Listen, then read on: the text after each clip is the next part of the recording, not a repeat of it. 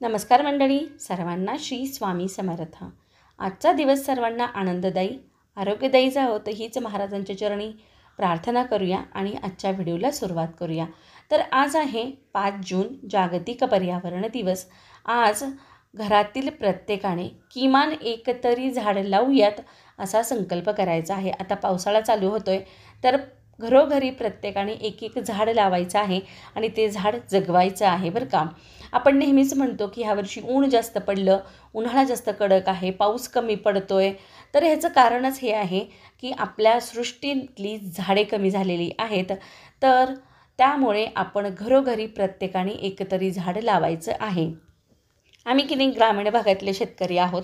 आमच्याकडे एक प्रथा आहे की जेव्हा आंबे येतात ना, तर आंबे आल्यानंतर, आंबे खाऊन झाल्यानंतर त्याच्या ज्या कोया असतात त्या आम्ही स्वच्छ धुवून सावलीमध्ये वाळवतो आणि छोट्या छोट्या कॅरीबॅगमध्ये माती भरून त्या कोया रोवून ठेवतो आणि त्याचं रोप तयार करतो। आणि ते रोपे ना आम्ही जमेल त्या लोकांना झाडे लावण्यासाठी देतो। आणि त्याचबरोबर जांभळाचं सीझन असतो उन्हाळ्यामध्ये, परत रामफळ, सीताफळ ह्याच्या देखील बिया आम्ही सुकवून म्हणजे सावलीमध्ये सुकवून ठेवतो आणि ते बिया जमा करून ठेवतो। जिथं आपल्याला शक्य असेल जाणं, कुठं फिरायला गेलो तर किंवा मग नाहीच कुठे गेलो तर मग त्याची छोटी छोटी रोपे तयार करून आम्ही आजूबाजूच्यांना देतो बरं। त्यांनी काय होतं, जास्तीत जास्त झाडे लावण्यात येतात आणि त्याचं फळ फूल ते नाही जमलं तर किमान सावली तरी एखाद्याला मिळते। म्हणून छोटासा प्रयत्न आहे, पण आमच्या घरामध्ये आता बरीच वर्ष झाले ही प्रथा आहे। आम्ही कोणतीच कोय किंवा कोणतंच बी टाकून देत नाही आणि त्याची झाडं तयार करतो। आता आमच्या शेतामध्ये, आमच्या स्वतःच्या शेतामध्ये तर आम्ही अशी बरीच झाडं रोपं तयार करून लावलेली आहेत। पण आता आम्ही दुसऱ्यांच्या आजूबाजूच्या लोकांना देखील ते द्यायला चालू केलेलं आहे आता बरीच वर्ष झालं। त्यामुळे सगळ्यांच्या शेतांमध्ये जांभूळ, सीताफळ, रामफळ त्याचबरोबर आंबे याची रोपं आम्ही तयार करून दिलेली आहेत। छोटासा प्रयत्न आहे, पण त्यांनी ना भरपूर आनंद मिळतो आणि समाधान मिळतं। आम्ही करतो हे सांगण्याचा उद्देश इतकाच आहे की प्रत्येकाने झाडे लावावीत आणि प्रत्येकाने ती जोपासावीत। त्यांनी ना आपली सृष्टी वाचणार आहे आणि पुढच्या पिढीला त्याचा खूप चांगला फायदा होणार आहे। तर असा हा जागतिक पर्यावरण दिवस, प्रत्येकाने झाडे लावा। तर छान सकाळ आहे, मस्त सगळं झाडून झोडून साड्या रांगोळी झाली तोपर्यंत आलेल्या आहेत आपल्या गाई। कारण गाईचा नियमच आहे बरं का, बाहेर रांगोळी काढायला आले की गाई बरोबर येतात, कारण आमच्या दारातूनच गाई जाण्याचा रस्ता आहे। त्यामुळं गाईची पूजा करून आपण लागलो देवपूजेला। तर देवपूजेच्या अगोदर तुळशीची पूजा करणे आणि उंबराची पूजा करणे आणि त्यानंतरच देवपूजा करणे हा आपला सेवेकऱ्यांचा नियम आहे बरं का। लगेच देवपूजा करायची नसते, अगोदर तुळशीची पूजा, उंबराची पूजा आणि मगच देवपूजा। तर ही आहे आजची देवपूजा, अतिशय सुंदर अशी देवपूजा झालेली आहे। आपण म्हणतो की इतकं देवांना सजवायला किंवा इतकं सगळं आरत्या, मंत्र, स्तोत्र, अभिषेक म्हणायला किती वेळ लागत असेल, पण तो वेळ आहे की नाही, जेव्हा आपण तल्लीन होऊन देवपूजा करतो तो वेळ कसा जातो, कसं होतं ते कळतच नाही बरं का, ते शब्दात सांगता येत नाही। देवपूजा झाल्यानंतर आणलेल्या भाज्या स्वच्छ करून ठेवल्या, कारण आमच्याकडे असतो रविवारी आठवडी बाजार, पण काही कारणाने रविवारी आठवडी बाजार करणं झालं नाही। त्यामुळे आज आणल्या होत्या भाज्या, पण सध्या ना उन्हाळ्यामुळे बाजारात देखील म्हणजे भाज्या देखील अजिबातच नाही आहेत आणि ज्या आहेत त्या अव्वाचे सव्वा भावामध्ये आहेत। आणि त्याचबरोबर आता आलेले आहेत उन्हाळी भुईमुग। तर बऱ्याच शेतकऱ्यांनी उन्हाळ्यामध्ये भुईमुग लावला तर त्याच्या ओल्या शेंगा बाजारात विकायला आलेल्या आहेत। तर असं थोडंसं माळवं आणलं होतं, आता आमच्याकडे भाजीपाल्याला माळवं म्हटलं जातं। तर त्याचबरोबर लिंबू इतकं महाग आहे सध्या, पण लिंबाची इतकी गरज ती उन्हाळ्यातच असते आणि ते नेमकं उन्हाळ्यात महाग होतं बरं का। अशा मोजक्या भाज्या आणलेल्या आहेत। त्याचबरोबर आपल्याकडे कडधान्य असतं, थोडंफार बेसन असतं। आता जे आपल्याकडे अवेलेबल असतं त्या दिवशी ती गृहिणी ते मॅनेज करत असते, हे काही कोणाला सांगायला नको। भाजीला कमी होतं त्यामुळं मग मी अगोदरच मसूर शिजायला घातले होते, न भिजवता केलेली मसूरची भाजी आहे बरं का। कुकरमध्ये 1 वाटी स्वच्छ धुतलेला मसूर घालून घेतला, अर्धा कांदा आणि अर्धं टोमॅटो मसूरसोबत घालून घेतलं आणि अर्धा ग्लास पाणी घालून त्याला चांगलं मऊसूत शिजवून घेतलं। मसूर शिजतोय तोपर्यंत की नाही मी कणिक भिजवून घेतली। कणिक फार लवकर भिजवायची नाही, सध्या कडक ऊन चालू आहे, फार गरम होतं, टेम्परेचर जास्त आहे, त्यामुळे की नाही लगेच कणिक सैल पडते आणि भाजी शिजोस्तोवर किंवा कुकर होईपर्यंत एक 5-10 मिनटं लागतात भिजायला कणकेला, तर तेवढा वेळ पुरेसा आहे. तर कणिक भिजवून ठेवली तोपर्यंत मसूर शिजवून झालते आणि मग अख्खा मसूर फोडणी घालून घेतला. कढईमध्ये तेल घातलं, जिरेची छान फोडणी करून घेतली, बारीक चिरलेला कांदा घातला आणि कांदा की नाही चांगला ब्राऊन होईपर्यंत परतायचा आहे बरं का.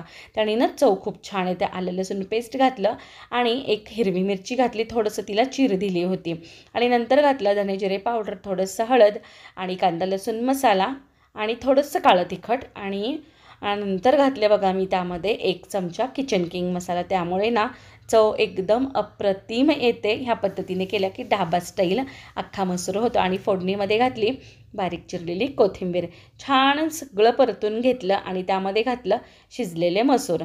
आपण त्यामध्ये कांदा आणि टोमॅटो घातलं होतं, ते काही मी स्मॅश केलं नाही, तसंच घातलं आणि थोडंसं लागलं असं पाणी घातलं, चवीनुसार मीठ घातलं आणि नंतर त्यामध्ये 1 चमचा बटर घातलं.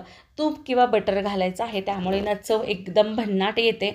आणि फोडणीत घातलं तरी चालेल, पण शेवटी घातले ना ती चव जेवायला म्हणजे वाढेपर्यंत किंवा ज्यांना आपण देणार आहोत, जेवायला वाढणार आहोत ना, तोपर्यंत त्या बटरची चव छान राहते बरं का. मस्त मंद आचेवर सगळं अख्खा मसूर उकळून घेतला. झाली आपली झटपट अशी भाजी तयार. कणिक भिजवली की मी आणलेली भेंडी स्वच्छ धुवून ठेवली होती, बारीक चिरून घेतली, छान पुसून घेतली. भेंडी पुसूनच मग चिरायचे, नाहीतर थोडीशी चिकट होते बरं का. आणि मस्त कढई गरम करून घेतली, त्यामध्ये घातलं तेल आणि भेंडी भाजून घेतली. इथे आपण कमीत कमी मसाल्यांमधली भेंडीची भाजी करत आहोत. आणि भेंडी छान भाजली की मग मध्यभागी थोडंसं तेल घातलं आणि हिरवी मिरची, जिरं आणि लसूण जाडसर कुटलं होतं ते घालून घेतलं. थोडंसं परतलं की मग त्यामध्ये भेंडी छान परतून घेतली. अशी भेंडी ना अगदी अप्रतिम लागते बरं का. वेगळ्या पद्धतीची आहे, अगदी साधी आहे.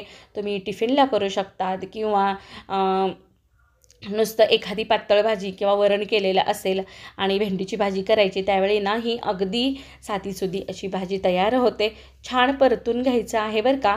आणि इथं आपण स्टीलची कढई वापरलेली आहे, त्यामुळे आपल्याला वाटेल की इथं चिकटलेलं आहे, पण छान परतलं की ते चिकटलेलं असं लगेच निघून जातं, कारण जाड बुडाच्या कढया असल्यामुळे व्यवस्थित असं परतलं जातं.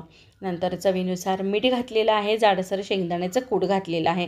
आवडत असेल घाला, नाही घातलं तर ओलं खोबरंसुद्धा छान लागतं, अप्रतिम लागतं. छान परतून घ्यायची. झाली आपली झटपट अशी भेंडीची भाजी तयार. कणिक जी भिजवली होती त्याचे गोळे करून घेतले आणि ह्या पद्धतीने मी 4 पत्र्याच्या घड्या घालून घेते. त्यांनी ना पोळ्या खूप पटपट होतात, झटपट होतात. आणि सगळ्यात पहिली चपाती जी करायची आहे ती की नाही गाईसाठी करायची आहे आणि पहिल्या 2 चपात्या महाराजांसाठी करायच्यात, नंतरच आपल्याला पोळ्या करायच्या आहेत. महाराजांचा नैवेद्य आपण खाल्ला तरीही चालतो. आज मी निम्म्या पोळ्या केल्यात, निम्म्या भाकरी केलेल्या आहेत. पोळ्या सगळ्या भाजून घेतल्या आणि मी ताट वाढलेलं आहे, ताट केलेलं आहे महाराजांच्या नैवेद्यासाठी.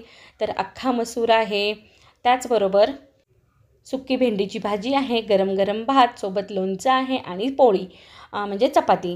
तर नैवेद्य दाखवताना 2 चपात्यांचा नैवेद्य दाखवायचा आहे. आणि थोडंसं सॅलड म्हणून मी काकडी देखील कट केलेली होती.